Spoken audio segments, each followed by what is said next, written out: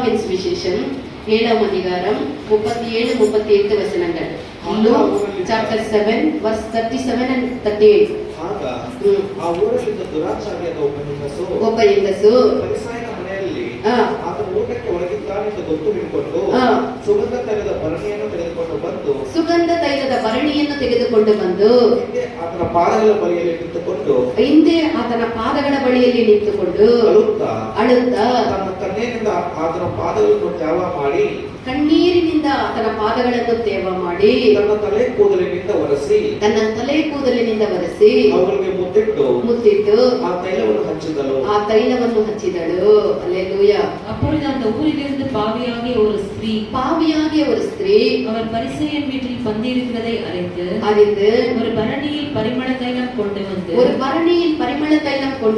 அவருடைய பாதங்களின் அருகே பின்னாக நின்று அழுது கொண்டு அவருடைய பாதங்களை தன் கண்ணீரினால் நனைத்து தன் தலைமயிரினால் துடைத்து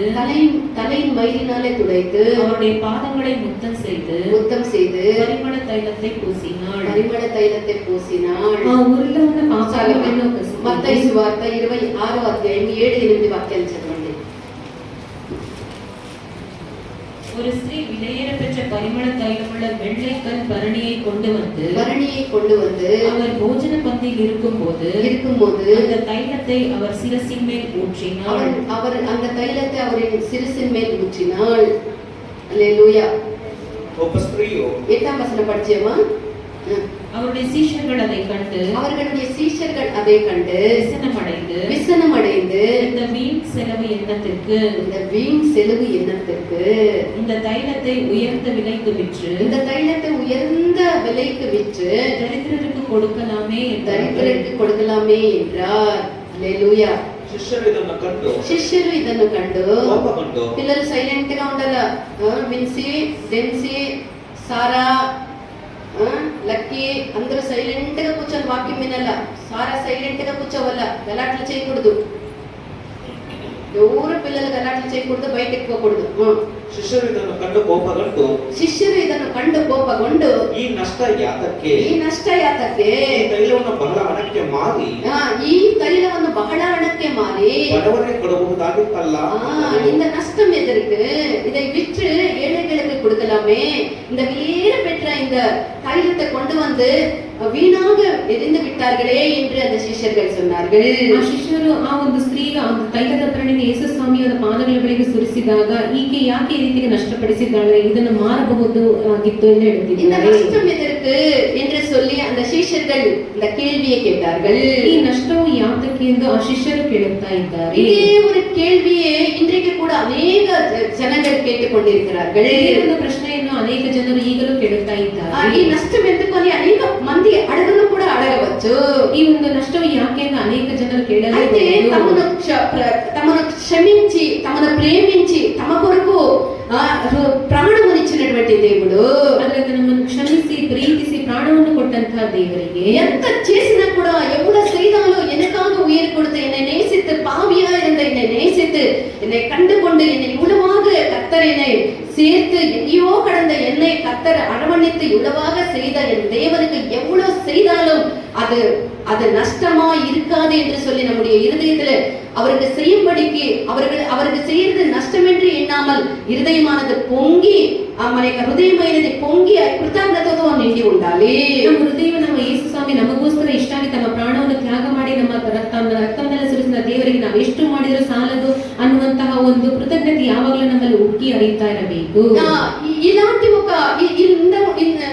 ఒక కృతజ్ఞత కలిగి ఉన్నందునే ఆమె ఆ యొక్క వెలగలిగినటువంటి అత్తరని తీసుకొని వచ్చి ఆయనకి కుమ్మరించి ఆయన్ని సేవించగలిగినది. ಇಂತಹ ಒಂದು ಪ್ರೀತಿ ಉಳ್ಳವಳಾಗಿದ್ದಂತ ಆಕೆಯು ತನ್ನ ದೇವರ ಪಾದಗಳ ಬಳಿ ಬೆಳೆಯುವಂತ ಸುಗಂಧ ತೈಲದ ಭರಣಿಯನ್ನು ತೆಗೆದುಕೊಂಡು ಬಂದು ಸುರಿಸಿದ್ದಾಳೆ. ಅನೇಕ ಜನಗಳು கர்த்தர் செய்த நமக்காக அவர் செய்த அந்த நன்மைக்கு நமக்காக அவர் செய்த அந்த காரியத்துக்கு ஈடாக என்ன கொடுத்தாலும் அது போதாது என்று சொல்லி என்ன கொடுத்தாலும் அது ஈடாகாது என்று சொல்லி தம்முடைய இருதயத்தை ஊற்றி அவர் ಸೇವಿಸಿಕೊಂಡು கொண்டிருக்கிற ಜನங்களும் ಉಂಟು. ಎಷ್ಟೋ ಜನರು ದೇವರು ಮಾಡಿದಂತ ಮೇಲಿಗೆ ಉಪಕಾರಿಗೆ ಅವರಿಗೆ ಏನನ್ನು ಸಲ್ಲಿಸಿದ್ರು ಬದಲೇನು ಸಲ್ಲಿಸಿದ್ರು ಸಾಲದೆಂದು ಅವರ ರೀತಿಗೆ ದೇವರಿಗೆ ಕೃತಜ್ಞತೆಯಿಂದ ಎಷ್ಟೋ ಕಾರ್ಯಗಳನ್ನು ಸಮರ್ಪಿಸುತ್ತಾರೆ. வேதாகமத்தை நாம் பார்க்கும்போது ಪರಿಶುದ್ಧ ಗ್ರಂಥದಲ್ಲಿ ವಚನವನ್ನ ಓದುವಾಗ அநேக கட்டளைகளை ஆಜ್ಞைகளை கொடுத்ததாக நம் வேதத்துல பார்க்கலாம். ಅನೇಕ ಆಜ್ಞೆಗಳನ್ನು ಕೊಟ್ಟಿದ ಹಾಗೆ ನಾವು ನೋಡುತ್ತೇವೆ. వేదమందు మనం చూసినట్లయితే అనేక కట్టడలు అనేక ఆజ్ఞలు ఉన్నట్టుగా మనం చూడగలము. ನೋಡುವಾಗ ಅನೇಕ ಆಜ್ಞೆಗಳು ಅನೇಕ ಕಟ್ಟಳೆಗಳನ್ನು சில பேர் இவைகளை என்னவென்று நினைக்கிறார்கள் என்று சொன்னால் ಇದನ್ನು ಏನೆಂದು ಎನಿಸುತ್ತಾರೆ ಎಂದರೆ இது எல்லாமே ரொம்ப பாரமானதா இருக்கிறது, ரொம்ப கடினமானதா இருக்கிறது, இந்த ஆಜ್ஞைகளை யாரு இந்த அதன் பிரகாரமா நடக்க முடியும், இவைகள் எல்லாம் பெரிய ஒரு பாரமா இருக்கிறது என்று எண்ணிக்கொண்டிருக்கிறார்கள். ಇವೆಲ್ಲ ಸಹ ಈ ಆಜ್ಞೆಗಳು ತುಂಬಾ ಭಾರವಾದವುಗಳು, ಇವನ್ನೆಲ್ಲ ಯಾರು ನೆರವೇರಿಸುತ್ತಾರೆ ಎಂದು ಅಂದುಕೊಳ್ಳುತ್ತಾರೆ. இஸ்ரேல் ஜனங்களை நாம் பார்க்கும்போது ಇಸ್ರಾಯೇಲ್ ಜನರನ್ನು ನೋಡುವಾಗ அந்த ஜனங்களுக்கு தேவன் ஆಜ್ஞையை கொடுத்தார். ಆ ಜನರಿಗೆ ದೇವರು ಆಜ್ಞೆಯನ್ನು ಕೊಟ್ಟರು. அவர்களுக்கு கொடுத்த அந்த ஆಜ್ஞை மிகவும் பெரியதான ஒரு ஆಜ್ಞை அல்ல. ದೇವರು ಅವರಿಗೆ ಕೊಟ್ಟ ಆಜ್ಞೆ அது மிகவும் சிறியதான ఒక సులభముగా ఒక తేలికగా ఉండేటువంటి ఆజ్ఞை ఉండే. ಅದು ಸುಲಭವಾದಂತಹ ಒಂದು ಆಜ್ಞೆಯೇ ಆಗಿತ್ತು. கர்த்தருடைய சத்தத்தை அவர்கள் கேட்டபோது ದೇವರ ಶಬ್ದವನ್ನು ಅವರು ಕೇಳಿಸಿ அவர்கள் என்னவென்று நினைத்தார்கள்? ಅವರು ಏನೆಂದು ನೆನೆಸಿದರು? மிகுந்த பயத்தோட నడిగినాர்கள். ಅವರು ತುಂಬಾ ಭಯದಿಂದ ನಡುಗಿ ಹೋದರು. దేవుడు వాళ్ళకి ఆజ్ఞ ఇచ్చినప్పుడు ఆ యొక్క ఆజ్ఞని విని ఇది దేవుని యొక్క స్వరము అని వాళ్ళు ఆ యొక్క స్వరాన్ని విని భయపడిరి. ದೇವರ ಆಜ್ಞೆಯನ್ನು ಕೇಳಿಸಿಕೊಳ್ಳುವಾಗ ಇದು ದೇವರ ಸ್ವರವೆಂದು ಭಯಪಟ್ಟರು. யாராகிலும் நம்மை அதிகமாய் நேசிக்கிறவர்களுடைய சத்தத்தை கேட்டா நாம் பயப்படுகிறோமா? ಯಾರಾದರೂ ನಮ್ಮನ್ನು ಹೆಚ್ಚಾಗಿ ಪ್ರೀತಿಸುವ ಶಬ್ದವನ್ನು ಕೇಳಿಸಿಕೊಂಡಾಗ ನಾವು ಭಯಪಡುತ್ತೇವಾ?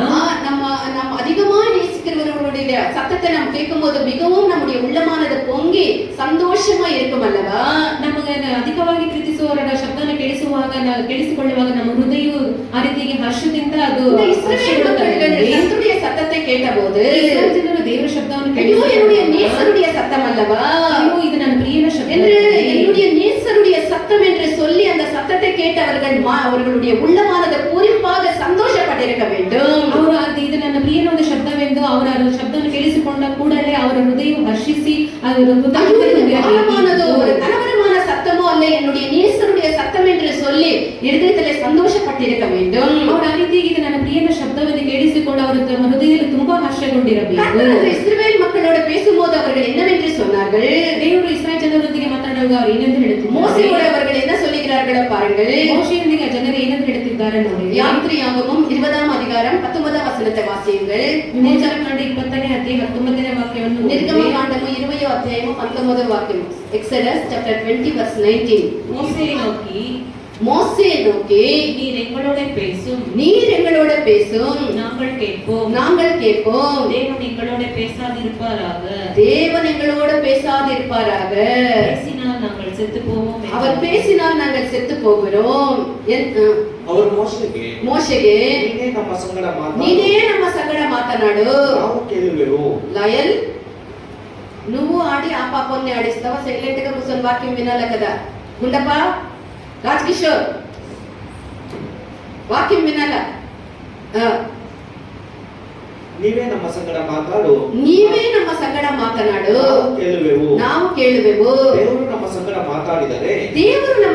ಮಾತಾಡಿದರೆ ನಾವು ಸತ್ತೇವು ಎಂದು ಹೇಳಿದರು. ಅಲ್ಲೆಲೂಯಾ. రాజ్ కిషోర్ దెబ్బకి లాయర్ పరిగెత్తి వచ్చి ఇక్కడ చేరిపోయా. నా ఎడైకలం నువ్వే, నేను వచ్చి చిట్టి దగ్గర చేరిపోయా. அல்லேலூயா. இங்க கர்த்தருடைய சத்தம் கேட்ட உடனே அந்த இஸ்ரவேல் மக்கள்கள் என்ன செய்கிறார்கள்? தேவனுடைய சத்தத்தை கேட்கொண்ட உடனே மோசே இடத்துல ஓடி போய் மோசே பலிக்கு ஓடி போய் நீங்க என்ன இடத்துல பேசுங்க, நீவே நம்ம சங்கட மோசே நீங்க எங்களோட பேசுங்க, மோசே நீவே நம்ம சங்கட கர்த்தர் எங்களோட பேச வேண்டாம். தேவன் நம்மந்திಗೆ அவர் எங்களோட பேசுவாரானால் நம்மந்திಗೆ நாங்கள் செத்தே போய்டுவோம், ನಾವು ಸತ್ತೇ ಹೋಗುತ್ತೇವೆ. ஆண்டவர் எங்களோட பேசுறது வேண்டாம், நம்மந்திಗೆ ಮಾತನಾಡಿ நீ எங்களோட பேசு மோசே என்று சொன்னார்கள். మోషే నీవు నమ్మొందిಗೆ మాట్లాడిరి ಎಂದು ಹೇಳುತ್ತಿದ್ದೆ. దేవుడు మాతో మాట్లాడిన ఎడల నిశ్చయముగా మేము చచ్చిపోతాం. మాతో దేవుడు మాట్లాడేదొద్దు, నువ్వే మాట్లాడు మోషే అని చెప్పిరి. దేవుడు ನಮ್ಮೊಂದಿಗೆ ಮಾತನಾಡೋದನ್ನ ಮರಣಿಸುತ್ತೇವೆ, ಮೋಶೆ ನೀವೇ ನಮ್ಮೊಂದಿಗೆ ಮಾತನಾಡಿರಿ ಎಂದು ಹೇಳುತ್ತಿದ್ದಾರೆ. ಆದೆಂತ ಮೋಶೆ ಆದ್ದರಿಂದಲೇ அந்த ಮೋಶೆ ஜனங்களை நடத்தும்படிக்கு ಜನರನ್ನು தேவன் கொடுத்த ஒரு சிறிய ஆக்னை, சிறிய ஒரு கட்டளை அல்ல, எத்தனையோ கட்டளைகளை எத்தனையோ ஆக்னைகளை கொடுக்க வேண்டியதா வந்தது. ಆದ್ದರಿಂದ ದೇವರು ಕೊಟ್ಟ ಒಂದು ಆಜ್ಞೆಯಲ್ಲಿ ಎಷ್ಟೋ ಆಜ್ಞೆಗಳನ್ನು, ಅನೇಕ ಆಜ್ಞೆಗಳನ್ನು ಜನರಿಗೆ ಕೊಡಬೇಕಾಯಿತು. ఎందువలన ఆ యొక్క వాళ్ళు వంచని మెడగలిగినటువంటి ప్రజలై ఉండిరి. ಅವರು తಲೆ బగ్గిసదవరాయి. దేవుడు ఇచ్చినటువంటి ఒక్క ఆజ్ఞని పాటించేదానికి వాళ్ళకి అంత కష్టము కాబట్టి అనేక వందల ఆజ్ఞల్ని మోషే వాళ్ళకి ఇవ్వాల్సి వచ్చే. దేవుడు కొట్టంత ಒಂದು ಆಜ್ಞೆಯನ್ನು ಪಾಲಿಸುವುದಕ್ಕೆ ಕಷ್ಟ ಆಜ್ಞೆಗಳು ಇದ್ದರೂ ಅದನ್ನು ಮೀರಿ ಎಷ್ಟೋ ಒಂದು ಆಜ್ಞೆಗಳಿಂದ ತಪ್ಪಿಸಿಕೊಂಡು ಹೋಗುತ್ತಾರೆ. ಆದರೆ ಅನೇಕ ಆಜ್ಞೆಗಳನ್ನು ಅವರಿಗೆ ಹೂಡಬೇಕಾಗಿದೆ. நாம் கர்த்தரை நேசிக்க வேண்டும். ದೇವರನ್ನು நாம் உண்மையாக கர்த்தரை நேசிப்போமானால் ನಿಜವಾಗಲೂ ದೇವರ எல்லா ஆజ్ஞைகளும் எல்லா கட்டளைகளும் அதிலேயே இருக்கிறது. ನಾವು ದೇವರನ್ನು ಪ್ರೀತಿಸುವುದಾದರೆ ಅದರಲ್ಲಿಯೇ ದೇವರ ಆಜ್ಞೆಗಳೆಲ್ಲವೂ ಅಡಕವಾಗಿವೆ. మనం దేవుని ప్రేమించిన కట్టడలను ఆజ్ఞలన్నీ కూడా అందులోనే ఇమిడి ఉన్నవి. ನಾವು ದೇವರನ್ನು ಪ್ರೀತಿಸುವುದಾದರೆ ಅವನು ಪ್ರೀತಿಸುವುದರಲ್ಲಿಯೇ ದೇವರ ಎಲ್ಲ ಆಜ್ಞೆಗಳು ಅಡಕವಾಗಿವೆ. సులభమైనటువంటి ఒక ఆజ్ఞ. ಎಷ್ಟೋ ಸುಲಭಕರವಾದ మనము దేవుని మనం ప్రేమించినట్లయితే ದೇವರನ್ನು మనం ఆజ్ఞలన్నిటిని நாம் கர்த்தரை நேசிப்போமானால் ஆజ్ఞೆகளை எல்லாம் நாம் அனுசரிச்சவர்களாய் இருப்போம். ದೇವರನ್ನು ಪ್ರೀತಿಸುವುದಾದರೆ ನಾವು ದೇವರ ಎಲ್ಲ ಆಜ್ಞೆಗಳನ್ನು நம்முடைய வாழ்க்கை கூட நல்ல ஆசீர்வாதமாய் இருக்கும். ನಮ್ಮ ಜೀವಿತ ಸಹ ಚೆನ್ನಾಗಿ ಆಶೀರ್ವಾದಕರವಾಗಿ ஆனால் ಇರುತ್ತದೆ. கர்த்தர் கொடுத்த அந்த ஆத்மியை நாமே கஷ்டமாய் அதை மாற்றி நாமே அதை ஒரு பெரிய ஒரு கஷ்டமாக நாம் சொல்லுகிறோம். ಆದರೆ ದೇವರು ಕೊಟ್ಟಂತಹ ಆಜ್ಞೆಗೆ ನಾವೇ ಅದನ್ನು ಬಹು ದೊಡ್ಡದೆಂದು ಅದನ್ನು ದೊಡ್ಡದಾಗಿ ಮಾಡುತ್ತೇವೆ. நம்முடைய வழிகளை நாமே கெடுக்கிறவர்களாய் காணப்படுகிறோம். ನಮ್ಮ ಮಾರ್ಗಗಳು ನಾವೇ ಕೆಡಿಸುವರಾಗಿ ಕಾಣப்படுತ್ತೇವೆ. మన జీవితమును మనమే కష్టకరమైనదిగా మార్చుకుంటూ ఉన్నాము. ನಮ್ಮ ಜೀವಿತವನ್ನು ನಾವೇ ಕಷ್ಟಕರವಾಗಿ వాస్తవానికి మనం చూసినట్లయితే ನಿಜವಾಗಲೂ ನೋಡಬೇಕಾದರೆ జీవితం అనేది చాలా సులువైనదిగా చాలా సులభమైనదిగా ఉన్నది. ಜೀವಿತವು ತುಂಬಾ ಸುಲಭಕರವಾದಂತಹ ಒಂದು ಜೀವಿತವಾಗಿದೆ. కానీ அதை நாமே இந்த சுலபமா இருக்கிற ஒரு வாழ்க்கையை நாமே கஷ்டமாக்கி கொள்ளுகிறது நாமே. ಆ ಒಂದು ಸುಲಭಕರವಾದಂತಹ ಜೀವಿತವನ್ನು ಕಷ್ಟವಾಗಿ ಮಾರ್ಪಡಿಸಿಕೊಳ್ಳುವುದು ನಾವೇ. கர்த்தர் என்ன சொல்லுகிறார்? ದೇವರು ಏನು ಹೇಳುತ್ತಾರೆ? முழு இருதயத்தோடு ಇದು ಸಂಪೂರ್ಣ ಹೃದಯದಿಂದ முழு ಆತ್ಮವೋಡು ಪೂರ್ಣ ಆತ್ಮದೊಂದಿಗೆ ಪೂರ್ಣ ಮುಳು ಮನದೋಡು ಪೂರ್ಣ ಪೂರ್ಣ ಮನಸ್ಸಿನೊಂದಿಗೆ ಬಲத்தோடு ಪೂರ್ಣ நம்முடைய ಬಲದಿಂದ தேவனை நீ நேசி. ದೇವರನ್ನು ನೀನು ಪ್ರೀತಿಸು. ఇదే దేవుడిచ్చినటువంటి ఆజ్ఞ. ಇದೇ ದೇವರು ಕೊಟ್ಟಂತಹ కొత్త முதலாம் ఆజ్ఞ என்ன? ದೇವರು ಕೊಟ್ಟ ಮೊದಲನೇ ಆಜ್ಞೆ ಪೂರ್ಣ ಹೃದಯத்தோடு ಮುಳು ಹೃದಯத்தோடு ಪೂರ್ಣ ಹೃದಯದೊಂದಿಗೆ முழு ஆத்மாவோடு ಪೂರ್ಣ ಆತ್ಮದೊಂದಿಗೆ முழு மனதோடு ಪೂರ್ಣ ಮನಸ್ಸಿನೊಂದಿಗೆ முழு பலத்தோடு ಪೂರ್ಣ உன் ಬಲದೊಂದಿಗೆ தேவனாகிய கர்த்தரை நீ ஸ்நேகி, உன் தேவனை நீ ஸ்நேகி என்று சொன்னார். ನಿನ್ನ ದೇವರಾದಂತಹ ಕರ್ತನನ್ನು ನೀನು ಸಂಪೂರ್ಣವಾಗಿ ಪ್ರೀತಿಸು ಎಂದು ಹೇಳಿದ್ದಾರೆ. இரண்டாவது ஆಜ್ಞೆ என்ன?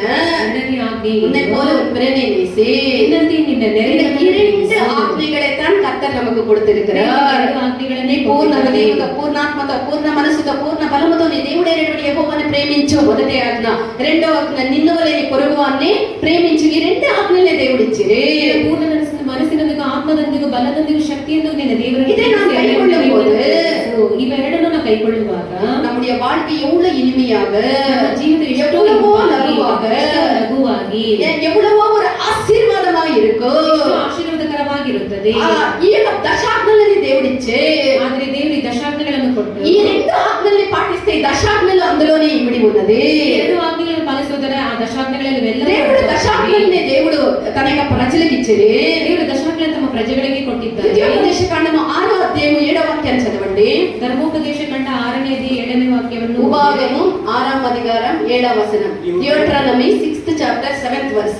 ಇವುಗಳನ್ನು ನಿಮ್ಮ ಮಕ್ಕಳಿಗೆ ಅಭ್ಯಾಸ ಮಾಡಿಸಿ, ಇವುಗಳನ್ನು ನಿಮ್ಮ ಮಕ್ಕಳಿಗೆ ಅಭ್ಯಾಸ ಮಾಡಿಸಿ, ಮನೆಯಲ್ಲಿ ಕೂತಿರುವಾಗಲೂ ದಾರಿಯಲ್ಲಿ ನಡೆಯುವಾಗಲೂ ಮಲಗುವಾಗಲೂ ಏಳುವಾಗಲೂ ಇವುಗಳ ವಿಷಯದಲ್ಲಿ ಮಾತಾಡಬೇಕು. ಇವುಗಳ ವಿಷಯವಾಗಿ ಮಾತಾಡಬೇಕು.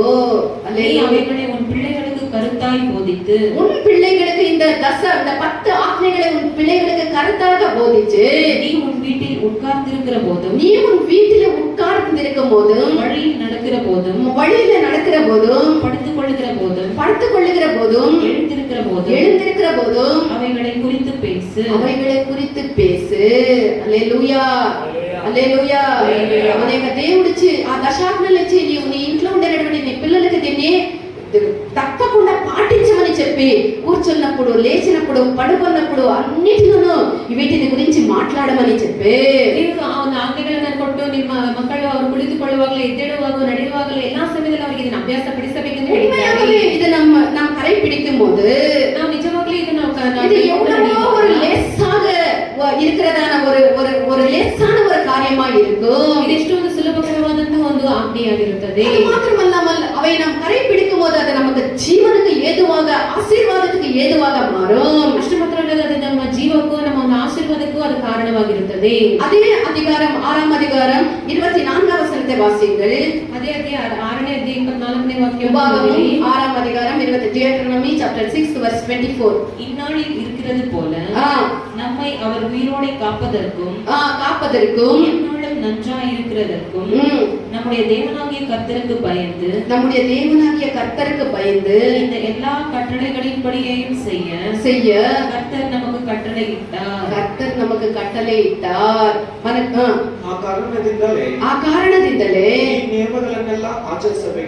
ಈ ನಿಯಮಗಳನ್ನೆಲ್ಲ ಆಚರಿಸಬೇಕೆಂದು ಆತನು ನಮಗೆ ಅಪ್ಪಣೆ ಕೊಟ್ಟಿದ್ದಾನೆ. ಯಾವಾಗಲೂ ಶುಭ ಉಂಟಾಗುವಂತೆಯೂ ಆತನು ಹಿಂದಿನಂತೆ ನಮ್ಮ ಪ್ರಾಣಗಳನ್ನು ಕಾಪಾಡುವಂತೆಯೂ ನಾವು ನಮ್ಮ ದೇವರಾದ ಯೆಹೋವನಿಗೆ ಭಯಭಕ್ತಿ ಇಲ್ಲವರಾಗಿರಬೇಕು. మనము నిత్యము మేలు కలుగుటకై మనము బ్రతికిన దినములంతా కూడా దేవునికి భయపడి ఆయన కట్టడని మనం గైకొనవన వలెన మనకు శుభములు కలగాల, మేలులు కలగాల, ఆశీర్వాదం కలగాలంటే ఆయన ఇచ్చినటువంటి ఆజ్ఞల్ని గైకొనాలని ఆయన మనకి చెప్పారు.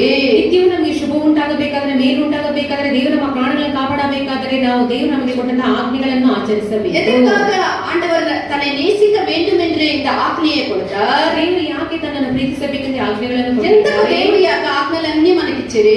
ದೇವರು ಯಾಕೆ ಆಜ್ಞೆಗಳನ್ನೆಲ್ಲ ನಮಗೆ ಕೊಟ್ಟಿದ್ದಾರೆ? ఎవరు யாருமே என்னை நேசிக்கவில்லை என்று நினைத்து ಯಾರು ನನ್ನನ್ನು ಪ್ರೀತಿಸಲಿಲ್ಲವಲ್ಲ ఏదో ఒక సెల్ఫిష్ స్వార్థముతో దేవుడి యొక్క ఆజ్ఞలను ఇచ్చిరా? ಅವರು ಸ್ವಾರ್ಥಪರರಾಗಿ ಆಜ್ಞೆಗಳನ್ನು ಕೊಟ್ಟಾರ. யாருமே என்னை நேசிக்கல, ஆகையால் இந்த ஆజ్ఞைகளை, இந்த கட்டளைகளை நான் கொடுக்க வேண்டும் என்று அவர் நினைத்து இந்த ஆజ్ఞைகளை கொடுத்தாரா? సెల్ఫిష్ గా ఆలోచించి ఆయన ఈ యొక్క ఆజ్ఞలను ఇచ్చిరా? ಅವರು ಸ್ವಾರ್ಥಪರರಾಗಿ ಯಾರು ನನ್ನನ್ನು ಪ್ರೀತಿಸಲಿಲ್ಲ ಎಂದು ಅವರು ಆಜ್ಞೆಗಳನ್ನು ಕೊಟ್ಟಾರ? అలా కాదు.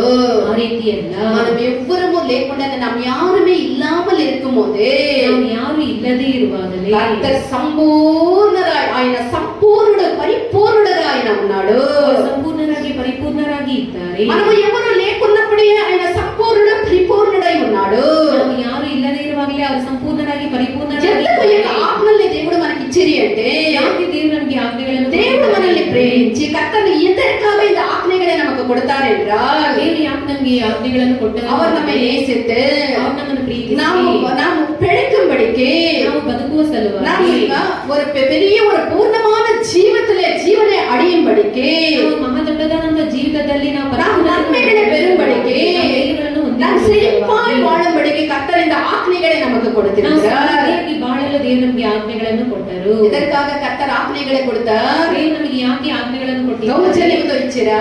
దౌర్జన్యంగా లేదా స్వార్థముతో దేవుడు ఇచ్చిరా? వీళ్ళెవరూ నన్ను ప్రేమించలేదు కాబట్టి నేను ఆజ్ఞలను ఇచ్చి నన్ను ప్రేమించమని బలవంతపరుస్తామని ఇచ్చిరా? ಯಾರು ನನ್ನ ಪ್ರೀತಿಸಲಿಲ್ಲವಲ್ಲ ಅದನ್ನು ಪ್ರೀತಿಸಬೇಕೆಂದು ಆಜ್ಞೆಗಳನ್ನು మనం ఎవ్వరూ లేక ఉండేదానికి ముందే దేవుడు పూర్ణుడై సంపూర్ణుడై ఉన్నాడు. ನಾವು ಯಾರು ಸೃಷ್ಟಿಸಲ್ಪಡೋದಕ್ಕಿಂತ ಮುಂಚಿತವಾಗಿಯೇ ದೇವರು ಸಂಪೂರ್ಣ. అలాగైతే ఎందుకు దేవుడి యొక్క ఆజ్ఞలను ఇచ్చిరి అంటే, ಹಾಗಾದರೆ ದೇವರ ಆಜ್ಞೆಗಳನ್ನು బాగా అర్థం చేసుకోవాలి. మనము ఆశీర్వాదముగా ఉండ నిమిత్తము, ఆశీర్వాదకరವಾಗಿ దేవుడు మనల్ని ప్రేమించి మనం బ్రతక నిమిత్తము, మనం ఆశీర్వాదముగా ఉండ నిమిత్తము మనం మేలు కోరి దేవుడి యొక్క ఆజ్ఞలన్నిటినీ ఇచ్చి ఉన్నారు. ದೇವರು ನಾವು ಮೇಲುಗಳನ್ನು ಪಡೆಯಬೇಕೆಂದು, ಶುಭ ಉಂಟಾಗಬೇಕೆಂದು, ದೇವರು ನಾವು ಆಶೀರ್ವಾದಕರವಿರಬೇಕೆಂದು ಆಜ್ಞೆಗಳನ್ನು ಕೊಟ್ಟಿದ್ದಾರೆ. உபாகமம் 7ஆம் அதிகாரம் 9ஆம் வசனத்தை வாசியுங்கள். ಧರ್ಮೋಪದೇಶ ಖಂಡ 7ನೇ ಅಧ್ಯಾಯ 9ನೇ ವಾಕ್ಯವನ್ನು ಓದಿರಿ. Deuteronomy chapter 7 verse 9. ஆகையால் தேவனாகிய கர்த்தரே தேவன் என்றும், தேவனாகிய கர்த்தரையே தேவன் என்று அவரில் அன்பு கூர்ந்து தமது கற்பனைகளை கைக்கொள்ளுகிறவர்களுக்கு 1000 தலைமுறை மட்டும் உடன்படிக்கையும் தயவையும் காக்கிற உண்மையுள்ள தேவன் என்றும், ಆದುದರಿಂದ ನಿಮ್ಮ ದೇವರಾದ ಯೆಹೋವನೊಬ್ಬನೇ ದೇವರೆಂದು ತಿಳಿದುಕೊಳ್ಳಬೇಕು. ಆತನು ನಂಬಿಗಸ್ತನಾದ ದೇವರು. எனக்கு இந்த வசனம் ரொம்ப பிடிக்கும். அவர் உண்மை உள்ள தேவன், ఆయన ನಂಬಿಗಸ್ತರಾದ ದೇವರು. ತನ್ನನ್ನು ಪ್ರೀತಿಸಿ ಆಜ್ಞೆಗಳನ್ನು ಅನುಸರಿಸುವವರಿಗೆ, ತನ್ನ ಆಜ್ಞೆಗಳನ್ನು ಅನುಸರಿಸುವವರಿಗೆ ಮಾಡಿದ ವಾಗ್ದಾನಗಳನ್ನು ಕೃಪೆಯನ್ನು ಸಂತತಿಯವರಲ್ಲಿ 1000 ತಲೆಗಳವರೆಗೂ ನೆರವೇರಿಸುವವನಾಗಿಯೋ அவர் எவ்வளவு உண்மை உள்ள தேவன் என்று சொன்னால், அவர் ಎಷ್ಟು ನಂಬಿಗಸ್ತ கற்பனைகளை யாரெல்லாம் கைக்கொள்ளுகிறார்களோ, ಆಜ್ಞೆಗಳನ್ನು ಯಾರೆಲ್ಲ ಪ್ರೀತಿಸುತ್ತಾರೋ அவர்களை கர்த்தர் ஆசீர்வதித்து 1000 தலைமுறைக்கும் அவர்களை ஆசீர்வதிக்க அவர் உண்மை உள்ள தேவனாய் இருக்கிறார். 1000 தலைಗಳವರೆಗೂ ಅವರನ್ನು ಆಶೀರ್ವದಿಸುವುದಕ್ಕೆ ಅವರು ನಂಬಿಗಸ್ತ ದೇವರಾಗಿದ್ದಾರೆ. அவருடைய கற்பனைகளை நாம் கைக்கொள்ள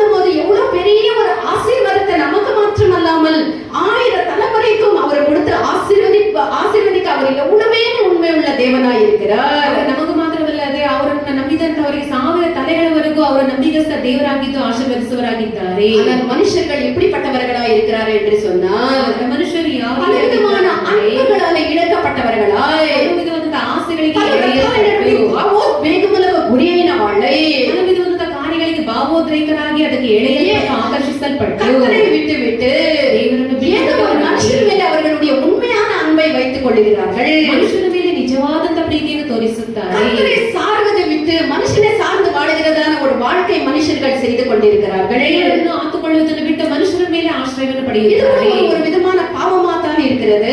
ಒಂದು ರೀತಿಯಾಗಿ ಪಾಪವೇ ಆಗಿದೆ. கொடுத்ததான அந்த கற்பனை மீறுதல் செய்கிறவர்களாகத்தான் காணப்படுவார்கள். ದೇವರು ಕೊಟ್ಟಂತ ಆಜ್ಞೆಯನ್ನು ಮೀರಿದವರಾಗಿಯೇ கர்த்தர் கொடுத்த கற்பனை என்ன? ದೇವರು ಕೊಟ್ಟಂತ ಆಜ್ಞೆ தேவனை முழு இருதயத்தோடு முழு ஆத்மாவோட முழு மனதோட முழு பலத்தோட அவரை நேசிக்க வேண்டும் என்று கர்த்தர் அந்த கற்பனையை கொடுத்திருந்தார். ದೇವರಾದಂತ ಯೆಹೋವನನ್ನು ಸಂಪೂರ್ಣವಾದಂತ ಮನಸ್ಸಿನೊಂದಿಗೂ ಆತ್ಮದೊಂದಿಗೂ ಅವರನ್ನು ಪ್ರೀತಿಸಬೇಕೆಂದು ಆಜ್ಞೆ ஆனா ಕೊಟ್ಟಿದ್ದಾರೆ. மனுஷர்களாகிய நாம் என்னத்தை செய்கிறோம்? ಮನುಷ್ಯರಾದಂತ அந்த கற்பனையை மீறி ಆಜ್ಞೆಯನ್ನು ಮೀರಿ கர்த்தரை நேசிக்கிறதை விட்டு ஒரு மனுஷன் மேல நம்முடைய அன்பை வைத்துக் கொள்ளுகிறோம். ಮನುಷ್ಯನ ಮೇಲೆ ನಮ್ಮ ಪ್ರೀತಿಯನ್ನು ಇಟ್ಟುಕೊಳ್ಳುತ್ತೇವೆ. கர்த்தர் மேல சார்வதை விட்டு மனுஷன் மேல சார்ந்து வாழ்கிறதான அந்த வாழ்க்கையை நாம் தேடுகிறோம். ಮನುಷ್ಯನನ್ನು ಆಶ್ರಯಿಸುವುದನ್ನ ದೇವರನ್ನು ಆಶ್ರಯಿಸುವುದನ್ನು ಬಿಟ್ಟು ಮನುಷ್ಯನನ್ನು பாவமாய்த்தான் கருதப்படுகிறது. ಪಾಪವಾಗಿ ಮಾರ್ಪಡುತ್ತದೆ. దేవుణ్ణి హత్తుకోవాల్సినటువంటి ఒక మనిషి ದೇವರನ್ನು ಆಶ್ರಯಿಸಿಕೊಳ್ಳಬೇಕಾದಂತ ఏదో ఒక వ్యక్తిని ఒక మనిషిని హత్తుకుంటూ ఉన్నాడు. ಯಾವ ಒಬ್ಬ ಮನುಷ್ಯನನ್ನು ವ್ಯಕ್ತಿಯನ್ನು நம்முடைய வழியெல்லாம் செம்மையான வழியா இல்லாமல் வக்கரமான ஒரு மாறுபாடான வழியாய் மாறுகிறது. ನಮ್ಮ ಮಾರ್ಗಗಳೆಲ್ಲೂ ಯಥಾರ್ಥವಾದಂತ ಮಾರ್ಗವಲ್ಲ, ಅದು ವಕ್ರವಾದಂತ ಮಾರ್ಗವಾಗಿ ಮಾರ್ಪಡುತ್ತದೆ. நாம் கர்த்தரை நேசிப்போமானால் ದೇವರನ್ನು ಪ್ರೀತಿಸುವುದಾದರೆ உண்மையாகவே இந்த உலகத்துல இருக்கிற எந்த ஒரு சிநேகிதனையும் எந்த ஒரு பொருளிலையும் எந்த ஒரு மனுஷன் மேல நாம் உண்மையான அன்பை நாம் வைக்க மாட்டோம். ನಾವು ಈ ಲೋಕದಲ್ಲಿ ಯಾವ ಮನುಷ್ಯನ ಮೇಲೆ ಯಾವ ವಸ್ತುವಿನ ಮೇಲೆ ಯಾವ ಕಾರ್ಯದ ಮೇಲೆ ನಾವು ನಿಜವಾದ ಪ್ರೀತಿಯನ್ನು உண்மையான தேவன் நம்முடைய தேவனாய் இருக்கிறார். ನಿಜವಾದಂತ அவர் எவ்வளவே நம்பத்தக்க தேவனாய் இருக்கிறார். ಎಷ್ಟನ್ನು ನಾವು அவரை உண்மையாக அவருடைய கற்பனையை நாம் கைக்கொள்ளும் போது ನಿಜವಾಗ್ಲೂ ಅವರ ಆಜ್ಞೆಯನ್ನು நம்மை ಕೈಗೊಳ್ಳುವುದಾದರೆ தேவன் ஜீவனத்துக்குள்ள அவர் நடத்தி ನಮ್ಮನ್ನ ದೇವರು ಜೀವಿತವಾಗಿ வாழ்நாளெல்லாம் நம்மை ஒரு ஆசீர்வாதம் தான் நம்மை தொடரும்படிக்கு செய்து ನಮ್ಮ ಜೀವಿತ ಕಾಲದಲ್ಲಿ ನಮ್ಮ ಆಶೀರ್ವಾದಗಳೇ ನಮ್ಮನ್ನು ಹಿಂಬಾಲಿಸುತ್ತಾ நாம் நன்மையாக செழிப்பாக நாம் வாழ நம்முடைய தேவன் எவ்வளவே நம்பத்தக்க தேவனாய் இருக்கிறார். ಜೀವಿತವೆಲ್ಲವೂ ಆಶೀರ್ವಾದಕರವಾಗಿ ಇರಲು ನಮ್ಮ ದೇವರು நமக்கு மாத்திரமல்லாமல் ನಮಗೆ ಮಾತ್ರವೇ ಅಲ್ಲ 1000 தலைமுறைக்கும் அவர் நடத்த அவர் ஆசீர்வதிக்க அவர் வல்லமை உள்ள நம்பிக்கை நம்பகஸ்தரையினటువంటి உண்மை உள்ள தேவனாய் இருக்கிறார். 1000 ತಲೆಮಾರುಗಳ ತನಕ ಅವರು ನಂಬಿಗಸ್ತ ದೇವರಾಗಿಯೇ ಇರುತ್ತಾರೆ. ಯೆಶಾಯ 6వ అధ్యాయం మొదటి 5 వాక్యాలను చదవండి. ಯೆಶಾಯ 6ನೇ ಅಧ್ಯಾಯ ಮೊದಲ 5 ವಾಕ್ಯಗಳನ್ನು ಓದಿರಿ. ಐಸಾಯಾ chapter 6th verse 1st to 5th verse. ಅರಸನಾದ ಹಿಜ್ಕೀಯನು ಕಾಲವಾದ ವರ್ಷದಲ್ಲಿ ಕರ್ತನ ಉನ್ನತ ಸಿಂಹಾಸನದೊಳಗಿರುವುದನ್ನು ಕಂಡೆನು. ಆತನ ವಸ್ತ್ರದ ನೆರಿಗೆಯು ಮಧ್ಯದಲ್ಲೆಲ್ಲ ಹರಡಿತ್ತು. ಆತನ ಸುತ್ತ ಸೆರಾಫಿಯರು ಇದ್ದರು. ಆತನ ಸುತ್ತಲೂ ಸೆರಾಫಿಯರಿದ್ದರು. ಪ್ರತಿಯೊಬ್ಬನು 6 ರೆಕ್ಕೆಯುಳ್ಳವನಾಗಿ 6 ರೆಕ್ಕೆ ಉಳ್ಳವನಾಗಿ ಎರಡರಿಂದ ತಮ್ಮ ಮುಖವನ್ನು ಎರಡರಿಂದ ತಮ್ಮ ಮುಖವನ್ನು ಎರಡರಿಂದ ತನ್ನ ಕಾಲುಗಳನ್ನು ಮುಚ್ಚಿಕೊಂಡು ಎರಡನ್ನು ಬಡಿಯುತ್ತಾ ನೆಲಸೋಕದೆ ನಿಂತಿದ್ದನು. ಆಗ ಒಬ್ಬನು ಮತ್ತೊಬ್ಬನಿಗೆ ಸೇನಾಧೀಶ್ವರನಾದ ಯೆಹೋವನು ಪರಿಶುದ್ಧನು ಪರಿಶುದ್ಧನು ಪರಿಶುದ್ಧನು ಸೇನಾಧೀಶ್ವರನಾದ ಯೆಹೋವನು ಪರಿಶುದ್ಧನು ಪರಿಶುದ್ಧನು ಪರಿಶುದ್ಧನು ಭೂಮಂಡಲವೆಲ್ಲ ಆತನ ಪ್ರಭಾವದಿಂದ ತುಂಬಿದೆ ಎಂದು ಕೂಗಿ ಹೇಳಿದನು. ಕೂಗುವವನ ಶಬ್ದಕ್ಕೆ ದ್ವಾರದ ಅಸ್ಥಿವಾರವು ಕದಲಿತು. ಧೂಮವು ಮಧ್ಯದಲ್ಲೆಲ್ಲ ತುಂಬಿತು. ಆಗ ನಾನು ಅಯ್ಯೋ ನನ್ನ ಗತಿಯನ್ನು ಏನು ಹೇಳಲಿ, ನಾಶವಾದನಲ್ಲ. ನಾನು ಹೊಲಸು ತುಟಿಯವರ ಮಧ್ಯದಲ್ಲಿ ವಾಸಿಸುವವನು. ನನ್ನ ಕಣ್ಣುಗಳು ರಾಜಾದಿರಾಜನನ್ನು ಸೇನಾಧೀಶ್ವರನಾದ ಯೆಹೋವನನ್ನು ಕಂಡವು ಎಂದನು. హల్లెలూయా. తెలుగులో తర్వాత తమిళలో చదువుతుందమ్మా. రాజైన ఉజ్జియా మృతి నొందిన సంవత్సరమున అత్యున్నతమైనటువంటి సింహాసనము మీద ఆయన ఆసీనుడై ఉండగా నేను చూచితిని. అత్యున్నతమైనటువంటి సింహాసనము మీద ఆయన ఆసీనుడై ఉండుట నేను చూసితిని. ఆయన చొక్కాయి అంచులు దేవాలయమును నిండుకొనెను. ఆయన చొక్కాయి దేవాలయమును నిండుకొనెను. ఆయనకు పైగా సెరాఫులు నిలిచి ఉండిరి. ఒక్కొక్కరికి 6 తమిళ படிமா. உசியா ராஜா மரணமடைந்த வருஷத்தில் ஆண்டவர் உயரமும் உன்னதமுமான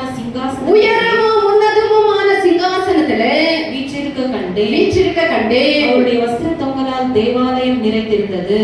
தேவாலயம் நிறைந்திருந்தது. சேராபீன்கள் அவருக்கு மேலாக நின்றார்கள். அவர்களில் ஒவ்வொருவனுக்கும் మనము దేవుని యొక్క సన్నిధానంలో దేవుని యొక్క మహిమను మనము చూడవలేను. ದೇವರ ಸನ್ನಿಧಾನದಲ್ಲಿ ದೇವರ ಮಹಿಮೆಯನ್ನು ನೋಡಬೇಕು.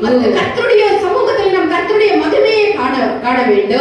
ದೇವರ ಸನ್ನಿಧಾನ ದೇವರ ಮಹಿಮೆಯನ್ನು ನೋಡಬೇಕು. ఆయన ఎదుట మనం నిలబడవలేను అంటే ಅವರ ಸನ್ನಿಧಾನದಲ್ಲಿ నిలబడಬೇಕೆಂದರೆ మనము దేవుని యొక్క మహిమతో నింపబడి ఉండాలి. మహిಮೆಯಿಂದ ತುಂಬಲ್ಪಡಬೇಕು. అదే దేవుడు కోరినటువంటి కార్యమై ఉన్నది. దేవుడు కోరిಕೊಳ್ಳುವ மகிமையில அவருடைய சமூகத்தில் நாம் நின்றிருக்க வேண்டும். அதே கர்த்தர் நம்ம இடத்துல எதிர்பார்த்து கொண்டிருக்கிற காரியமா இருக்கிறது. ದೇವರ ಮಹಿಮೆಯಲ್ಲಿ ದೇವರ ಸನ್ನಿಧಾನದಲ್ಲಿ ಇರಬೇಕು. ಅದನ್ನೇ ದೇವರು ನಮ್ಮ ಬಳಿಯಲ್ಲಿ ಎದುರು ನೋಡುವುದು. உபாகமம் 33ஆம் அதிகாரம் 18ஆம் வசனத்தை நாம் வாசிக்கும்போது ಧರ್ಮೋಪದೇಶ ಕಾಂಡ 33ನೇ 18ನೇ ವಾಕ್ಯವನ್ನು ಓದುವಾಗ ಸಾರಿ ಧರ್ಮೋಪದೇಶ ಕಾಂಡ ಕಾದು ಎಕ್ಸಡಸ್ ನಿರ್ಗಮ ಕಾಂಡ எக்ஸடஸ் விமோசன காண்ட 33ನೇ 18ನೇ வாக்கியವನ್ನು ஓதுவாக அப்பொழுது அவன் உம்முடைய மகிமையை எனக்கு காண்பித்தருளும் என்றான். உன்னுடைய மகிமையை எனக்கு காண்பித்தருளும் என்று சொன்னார். ಅದಕ್ಕೆ ಮೋಶೆ ನಿನ್ನ ಮಹಿಮೆಯನ್ನು ದಯಮಾಡಿ ನನಗೆ ತೋರಿಸು ಎಂದು ಹೇಳಲಾಗಿದೆ. ನಿನ್ನ ಮಹಿಮೆಯನ್ನು ನನಗೆ ದಯಮಾಡಿ ತೋರಿಸು, ದಯచేసి నీ యొక్క మహిమను నాకు చూపమని దేవుని అడిగే. దయమాడి ನಿಮ್ಮ ಮಹಿಮೆಯನ್ನು ನನಗೆ ತೋರಿಸು ಸ್ವಾಮಿ ಎಂದು ಕೇಳಿದ. ஆண்டவரே உம்முடைய மகிமையை எனக்கு காண்பி என்று சொல்லி மோசே தேவனோட கேட்டார். ಮೋಶೆ ದೇವರ ಬಳಿ ಸ್ವಾಮಿ ನಿಮ್ಮ ಮಹಿಮೆಯನ್ನು ತೋರಿಸಿರಿ ಎಂದು ಕೇಳಿಕೊಳ್ಳುತ್ತಿದ್ದಾನೆ. అదే నిర్గమకాండము 33వ అధ్యాయం 20 నుండి 23 వాక్యాలు చదవండి. అదే విమోచన కాండ 33ನೇ ఎక్సడస్ 33 chapter 33 verse 20 to 23. நீ என் முகத்தை காண மாட்டாய். மனுஷனும் என்னை கண்டு உயிரோடு இருக்க கூடாது என்றார். மனுஷன் என்னை கண்டு உயிரோடு இருக்க கூடாது என்று சொன்னார். பின்னும் கர்த்தர் இதோ என் அண்டையில் ஒரு இடம் உண்டு. என் அண்டையில் ஒரு இடம் உண்டு. நீ அங்கே கண்மலையில் நில்லு. நீர் அந்த కన్మలిలో నిల్లు. என் మహిமை கடந்து పోகும்போது మీకు ఈ వాక్యం చాలా బోర్ కొట్టొచ్చు. ఇది చాలా ఒక మంచి దేవుని యొక్క వాక్యము. దయచేసి మీరు అరటిపండ్ల మీద మనసు పెట్టుకోవద్దండి. అరటిపండ్లు ఉన్నాయి ఎక్కడ పోయలే. కావాలంటే ఒక్కొక్కరు 2 3 మిగిలితే గొల్లను కూడా తినేసుకోండి. నాకు ఒకటి కూడా వద్దు. దయచేసి వాక్యాన్ని వినండి. ఇలాంటి వాక్యాలు మనకి దొరికేటప్పుడు మనం పొకిషం మాత్రం చేర్చుకోవాలి. హల్లెలూయా. என் மகிமை கடந்து போகும்போது நான் உன்னை அந்த கண்மலையின் வெடிப்பிலே வைத்து நான் கடந்து போகும் மட்டும் என் கரத்தினால் உன்னை மூடுவேன். ಆದರೆ ಆತನು ಅವನಿಗೆ ನೀನು ನನ್ನ ಮುಖವನ್ನು ನೋಡುವುದಕ್ಕಾಗದು. ಮನುಷ್ಯನು ಯಾವನು ನನ್ನನ್ನು ನೋಡಿ ಜೀವಿಸಲಾರನು ಎಂದು ಹೇಳಿದನು. ಆண்டವರೇ உம்முடைய முகத்தை பார்க்க வேண்டும் என்று மோசே தேவனோட கேட்டபோது நீங்க முகம் ನೋಡಬೇಕೆಂದು ಮೋಶೆ ದೇವರ ಬಳಿ ಕೇಳಿಕೊಂಡ. தேவன் மோசேயோட என்ன சொல்கிறார்? மோசேಯಿಂದ ಏನಂತ ಹೇಳುತ್ತಿದ್ದಾರೆ? வேண்டாம் மோசே, நீ என் முகத்தை பார்த்தால் நிச்சயமாக நீ செத்து போவாய். ಬೇಡ ಮೋಶೆ, ನಿನ್ನನ್ನು ನೋಡುವುದಾದರೆ ನೀನು ನಿಶ್ಚಯವಾಗಿ செய்வேன். ಒಂದು ಕಾರ್ಯವನ್ನು நான் கடந்து போகும்போது கண்மலையில் அருகில் ஒரு இடத்துல நீ நின்று ಬಂಡೆ ಒಂದು ಸ್ಥಳದಲ್ಲಿ என் மகிமையை நீ நான் தாண்டி போகும்போது என்னுடைய மகிமையை நீ காண்பாய். தாண்டி ಹೋಗುವಾಗ ನನ್ನ ಒಂದು ಮಹಿಮೆಯನ್ನು தரமானது உன் கண்களை மூடும். ನನ್ನ ಒಂದು ಕೈಗಳಿಂದ அதில் மகிமையை நீ உணர்வாய் என்று சொன்னார். ಅವನ ಮಹಿಮೆ ಉನ್ನತವಾದ దాటి వెళ్ళుచున్నటువంటి దేవుని యొక్క మహిమను మోషే చూసినప్పుడు దాటి ಹೋಗುತ್ತಿರುವ ದೇವರ మహిಮೆಯನ್ನು దేవుని యొక్క కరమైనది మోషే ముఖముకు నేరుగా ఆ యొక్క మరుగు చేయబడి ఉంటే ದೇವರ ಕೈ ಅವನ மோசேயுடைய முகம் எப்படியா இருந்தது என்று சொன்னால் மோசே முகம் அந்த மகிமையை கண்டவுடனே மோசேயுடைய முகமானது பிரகாசம் அடைந்தது. ದೇವರ ಒಂದು ಮುಖವನ್ನು ಕಂಡ ಕೂಡ ಆ ಮಹಿಮೆಯನ್ನು ಕಂಡ ಕೂಡಲೇ ಮೋಶೆ அவன் இறங்கி கீழே வரும்போது ಇಳಿದು ಬರುವಂತ ಸಮಯ காண முடியாத அளவுக்கு மோசேயுடைய முகமானது அவ்வளவு பிரகாசமா இருந்தது. ಯಾರು ಪ್ರವೇಶಿಸಲಾರದಂತಹ ಒಂದು ರೀತಿಯಲ್ಲಿ ತನ್ನ ಜೀವಿತದಲ್ಲಿ ಮಹಿಮೆ ತುಂಬಲ್ಪಟ್ಟಿತ್ತು. அந்த முகத்தை கண்ட உடனே ஜனங்கள் மோசேவை பார்த்த உடனே ஓடி போனார்கள். மோசே முகವನ್ನು ನೋಡಿದ ಕೂಡಲೇ ಜನರೆಲ್ಲರೂ ಓಡಿ ಹೋದರು. பிரியமான தேவனுடைய ஜனமே, மோசேவின் முகத்தின் மேல ஒரு திரை போல ఒక తెరలాంటి ఒక ముసుగు మోసే యొక్క ముఖం మీద వేయబడి ఉండే. మోసే ముఖದ ಮೇಲೆ ತೆರೆದಂತೆ ಒಂದು ತೆರೆಯು ಆತನ అది దేవుడు వేసినటువంటి యొక్క ముసుగు. ఆ ముసుగు నేటి వరకు దేవుని యొక్క వాక్యములో ఉన్నది.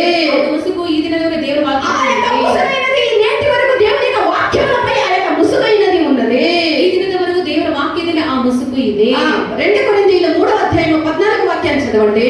2 కొరింథీ 3ನೇ ಅಧ್ಯಾಯ 14 14ನೇ ವಾಕ್ಯವನ್ನು 2 ಕೊರಿಂಥಿಯರ್ 3ಾம் அதிகாரம் 14ாம் வசனம். 2 Corinthians 3rd chapter 14th verse. ಈ ದಿನದವರೆಗೂ ಹಳೆ ಒಡಂಬಡಿಕೆಯು ಪಾರಾಯಣವಾಗುವಾಗ ಅದು ಕ್ರಿಸ್ತನಲ್ಲಿ ಗತಿಸಿ ಹೋಗುತ್ತದೆಂಬುದು ಪ್ರಕಟವಾಗದೇ ಇರುವುದರಿಂದ ಹಳೆ ಮುಸುಕು ಎತ್ತಲ್ಪಡದೇ ಇರುತ್ತದೆ. அவருடைய மனது கடினப்பட்டது. இந்நாள் வரைக்கும் பழைய ஏற்பாடு வாசிக்கப்படுகையில் அந்த முக்காடு நீங்காமல் இருக்கிறது. கிறிஸ்துவினாலே நீக்கப்படுகிறது. அந்த மூக்காடு எப்படி இந்நாள் வரைக்கும் அது அப்படியாகவே இருக்கிறது.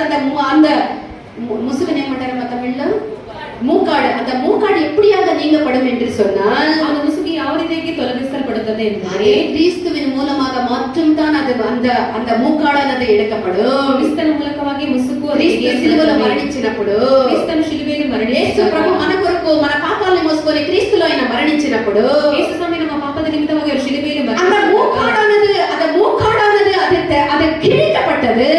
ముసుకాదదు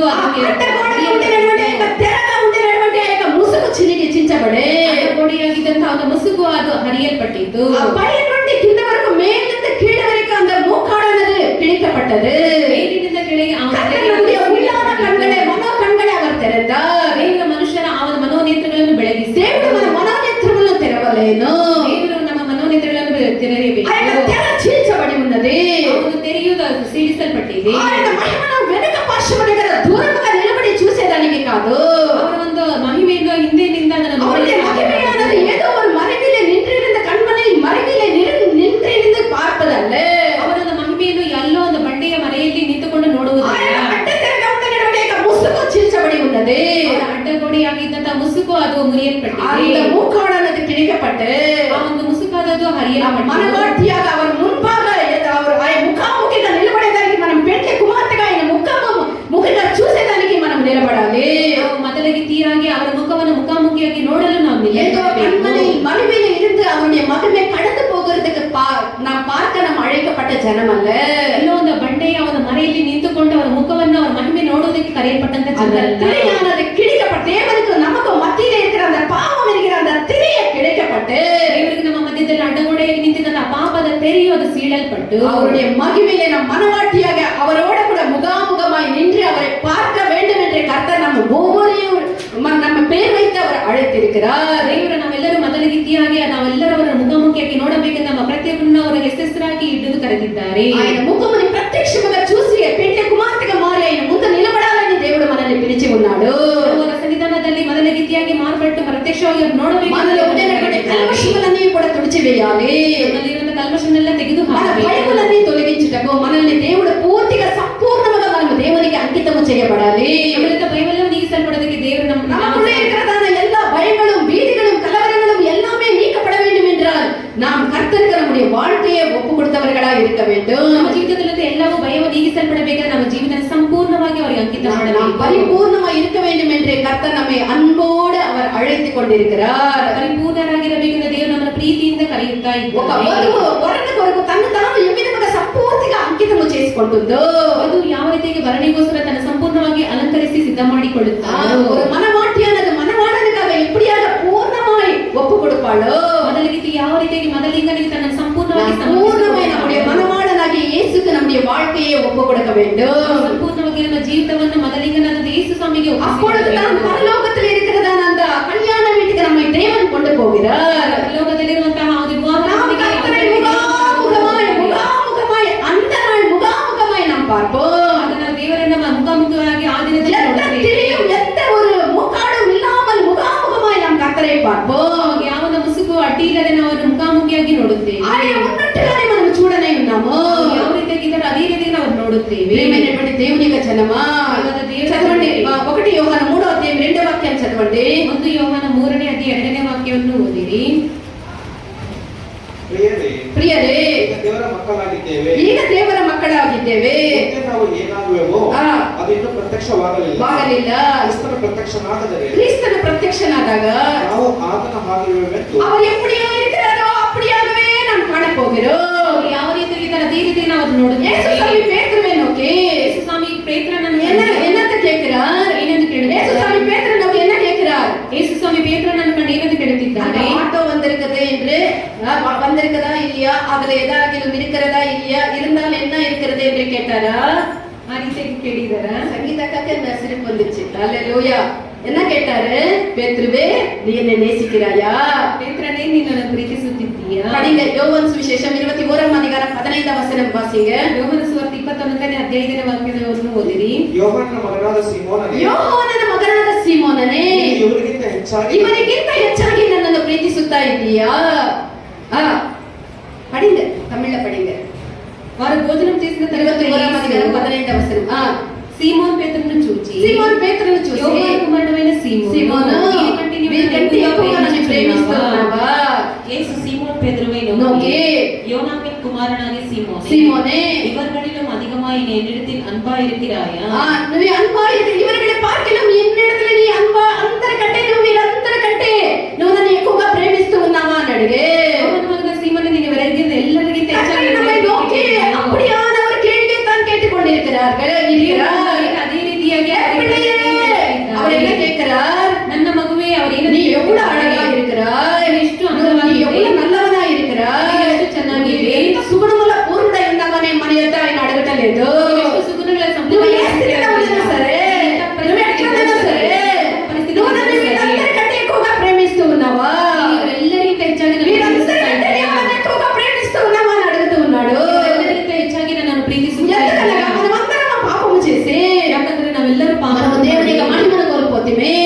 நாமெல்லாருமே பாவம் செய்து கர்த்தருடைய மகிமையை இழந்து விட்டோம். ನಾವೆಲ್ಲರೂ ಪಾಪವನ್ನು ಮಾಡಿ ದೇವರ ಮಹಿಮೆಯನ್ನು இது கர்த்தருக்கு நன்றாக தெரியும். ದೇವರಿಗೆ ಚೆನ್ನಾಗಿ ನಾವು ఒక లజ్జగా ఒక సిగ్గుగా పాపం చేసి దేవుని ముఖము చూడలేనంత దేవుని దూరంగా మనం ఉన్నామనేది దేవునికి తెలుసు. ನಾವೆಲ್ಲರೂ ಸಹ ಪಾಪವನ್ನು ಮಾಡಿ ಆ ರೀತಿಯಾಗಿ ನಾಚಿಕೆ ಪಟ್ಟು ನಾವು ದೇವರ ಮುಖಕ್ಕೆ ஆனாலும் கர்த்தர் நம்ம இடத்துல கேட்கிறதான கேள்வி என்ன? இவர்களை பார்க்கலாம் நீ என்னை அதிகமாய் நேசிக்கிறாயா? నీ హృదయములో నీ హృదయములో ఎంత ప్రేమ ఉన్నదని తెలుసు. ಎಷ್ಟು ಪ್ರೀತಿ ಇದೆ ಅವರಿಗೆ నీలో ఏ మంచితనము లేదనేది కూడా ఆయనకి తెలుసు. ಯಾವ ಒಳ್ಳೆತನ నీ హృదయంలో దేవుని గురించి ప్రేమే లేదని కూడా తెలుసు. ఆయనలో ఏది ఏమైనప్పటికీ ಏನು ఇಲ್ಲదే ఇరుವಾಗ దేవుడు మనల్ని అడిగినటువంటి వార్త, இவர்களை பார்க்கிலும் நீ அதிகமாய் என்னை நேசிக்கிறாயா? நீ எப்படிப்பட்ட நிலைமையில இருக்கிற, நீ எப்படிப்பட்ட காரியத்துல இருக்கிற, நீ என்னத்தை உன் உள்ளத்துல இருக்கிறது எல்லாமே ஆண்டவர் தெரியும். ஆனாலும் நீ என்னை நேசிக்கிறாயா என்று அவர் கேட்டுக்கொண்டிருக்கிறார். ನಿಮ್ಮ ಪರಿಸ್ಥಿತಿ ಎಂತದಾಗಿರುತ್ತೆ ಎಂದು ಗೊತ್ತು, ಆದರೂ ನೀನು ಎಲ್ಲರಿಗಿಂತ ಹೆಚ್ಚಾಗಿ ನಾನು ಪ್ರೀತಿಸುತ್ತಾ ಇದ್ದೀಯಾ? எப்படிப்பட்ட ஒரு பாவி என்பது, நாம் எப்படிப்பட்ட ஒரு பாவிகளா இருக்கிறோம் என்பது கூட அவருக்கு தெரியும். ನಾವು ಇಂತಹ ಪಾಪಿಗಳಾಗಿದ್ದೇವೆ ಎಂದು ಅವರಿಗೆ ಗೊತ್ತು. పాపులమై ఉండగానే క్రీస్తు మన కొరకు మరణించిరి. ನಾವು ಪಾಪಿಗಳಾಗಿದ್ದಾಗಲೇ ದೇವರು ನಮಗೋಸ್ಕರ ಮರಣಿಸಿದರು. మన పాపులముగా ద్రోహులముగా ఉండగానే మన కొరకు ప్రేమించి తన ప్రాణముని దేవుడు అనుగ్రహించిరి. పాపిಗಳ ద్రోహిಗಳಾಗಿರಲಿ ದೇವರು ನಮಗೋಸ್ಕರ ಪ್ರಾಣವನ್ನು ಕೊಟ್ಟಿದ್ದಾರೆ. ప్రేమించినటువంటి దేవుడు ఏమంటూ ఉన్నాడు? ప్రీతిసిన దేవుడు నా యొద్దకు రమ్ము, నీ పాపములను నా మీద మోపము, నీ పాప భారములు, నీ సమస్త భారములను నా మీద మోపము. వాటన్నిటినీ నేను మోస్తూ ఉన్నాను. నేను నీ కొరకు చనిపోయినందున ఎలాంటి ప్రేమతో నేను ప్రేమిస్తూ ఉన్నావో నువ్వు గుర్తెరుగు. నువ్వు పాపివై ఉండగానే నేను ఎంతగా ప్రేమించి ఉన్నానని గుర్తెరుగు. ಪಾಪಿಯಾಗಿರುವಾಗ ನಾನು ಯಾವ ರೀತಿ నీతిమంతుల కొరకు మరణించలేదు, నేను పాపల కొరకు మరణించితిని. ಪಾಪಿಗಳ ನಿಮಿತ್ತವಾಗಿ ಮರಣಿಸಿದೆನು. నేను నా శత్రువులుగా నాకు విరోధముగా దయచేసిన వాళ్ళ కొరకు నేను మరణించితిని. ನನ್ನ ಶತ್ರುಗಳಿಗೋಸ್ಕರ ಮರಣಿಸಿದ್ದೀನಿ. అలాంటి ఒక ప్రేమ మీ పైన నేను పెట్టి ఉన్నాను. ಅಂತ ಪ್ರೀತಿಯನ್ನು ನಾನು ನಿಮ್ಮ ಮೇಲೆ ಇಟ್ಟಿದ್ದೇನೆ. నా హృదయములో మీ పైన ఉండినటువంటి ప్రేమ అలా అలా అలా అని కొట్టుకొనొచ్చు ఉన్నది. ನಿಮ್ಮ ಮೇಲೆ ನನ್ನ ಪ್ರೀತಿಯು ಆ ರೀತಿಯಾಗಿ సంపూర్ణమైనటువంటి మనసు నీ పైనే ఉన్నది నా బిడ్డ. ಸಂಪೂರ್ಣ ಮನಸ್ಸು ನಿನ್ನ ಮೇಲೆ ಇದೆ. నేను నమ్మదగినటువంటి దేవుడు, అబద్ధమైనటువంటి ఒక అబద్ధమైనటువంటి ప్రేమతో ప్రేమించే దేవుడును కాను. ಮಾಡುವುದಂತಹ ಒಂದು ಸುಳ್ಳನ್ನು ಪ್ರೀತಿಸುವುದು నేను నమ్మదగినటువంటి దేవుడై ఉన్నాను. నీ ఎంతో ఆరంభించినటువంటి యొక్క కార్యమును ముగించడానికి నేను నమ్మకమైన దేవుడై ఉన్నానని దేవుడు మాట్లాడుతూ ఉన్నాడు. ಆ ಕೆಲಸವನ್ನು ನಾನು ಪೂರೈಸುವುದಕ್ಕೆ ನಾನು ನಂಬಿಕಸ್ಥ నేను నమ్మకమైనటువంటి దేవుడై ఉన్నాను. నాకు అసాధ్యమైనది ఏదైనా ఉన్నదా? అసాధ్యವಾದದ್ದು కూడాదది ఏదాగిన ఉందా? நான் எவ்வளவே நம்பிட உள்ள தேவனா இருக்கிறேன். என்னால கூடாதது ஒன்றுமே இல்லை. నేను ఆరంభించినటువంటి యొక్క సత్క్రియను నేను ముగించుటకు నా వల్ల సాధ్యము. ప్రారంభిస్తున్న ఒಳ್ಳೆಯ ಕಾರ್ಯವನ್ನು ಪೂರೈಸುವುದಕ್ಕೆ నువ్వు నా యొద్దకు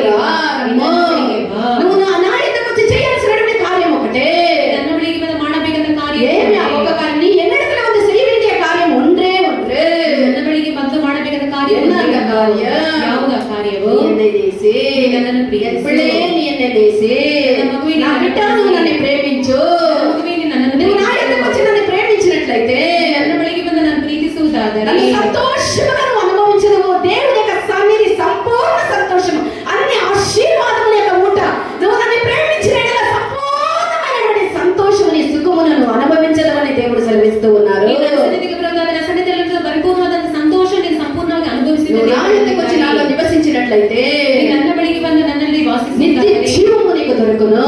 ನಿತ್ಯ ಜೀವ ನಿನಗೆ நீ ದೊರೆಯುತ್ತದೆ. என்னிடத்துல வந்து என்னை சந்தோஷமாய் நீ அண்டிக்கொண்டால் ನನ್ನ ಬಳಿಗೆ ಬಂದು ಸಂಪೂರ್ಣವಾಗಿ ನೀನು ನನ್ನನ್ನು ಅಂಟಿಕೊಳ್ಳುವುದಾದರೆ நித்திய ஜீவன் கிடைக்கும். ನಿನಗೆ ನಿತ್ಯ ಜೀವ நான் மகிமை உள்ள ராஜாவாய் இருக்கிறேன் என்று கர்த்தர் சொல்லுகிறார். నేను మహిమ కలిగినటువంటి రాజునే ఉన్నానని దేవుడు సెలవిస్తూ ఉన్నాడు. நாம் அவருடைய சொல்லை நம்பி விசுவாசித்து ನಾವು ಆ ಮಾತನ್ನು ವಿಶ್ವಾಸಿಸಿ அவரை நாம் நேசிப்போமானால் நம்முடைய வாழ்க்கை அவருக்கு ஒப்பு கொடுப்போமானால் ಜೀವಿತವನ್ನು ಅವರಿಗೆ உண்மையாக ಒಪ್ಪಿಸುವುದಾದರೆ நமக்குள்ள ஆரம்பிச்சிருக்கிறதான அந்த காரியத்தை அவர் முடிக்க வல்லவராய் இருக்கிறார். ನಮ್ಮಲ್ಲಿ ಪ್ರಾರಂಭಿಸಿದಂತಹ ಆ ಒಂದು ಜೀವಿತವನ್ನು ಅಂತ್ಯದವರೆಗೂ ಅವರು இன்றைக்கு நாம் கற்றுக்கொள்ளுகிறதான ஒரே ஒரு காரியம் என்னவென்றால் ನಾವು ಕಲಿತುಕೊಳ್ಳುವಂತಹ முழு ಒಂದೇ ಕಾರ್ಯ இதயத்தோட, முழு ஆத்மாவோட, முழு மனதோட, முழு பலத்தோட நம்முடைய தேவனை நாம் நேசிக்க நாம் கற்றுக்கொண்டால் எல்லாமே அவர் நமக்காக செய்து முடிக்க அவர் உண்மையுள்ள தேவனாய் இருக்கிறார். ನಾವು ಸಂಪೂರ್ಣವಾಗಿ ದೇವರನ್ನು ಆ ರೀತಿಗೆ ಪ್ರೀತಿಸಿ ಅವರನ್ನು ನಾವು ಆರಾಧಿಸುವುದಾದರೆ ನಮ್ಮಲ್ಲಿ ದೇವರು ಎಲ್ಲಾ ಕಾರ್ಯವನ್ನು ಅವರು ನೆರವೇರಿಸುತ್ತಾರೆ. ಸಮರ್ಪಿಸಿದಮಗಾಗ. ಸಮರ್ಪಿಸಿದಮಗಾಗ. Hallelujah, hallelujah, hallelujah, hallelujah.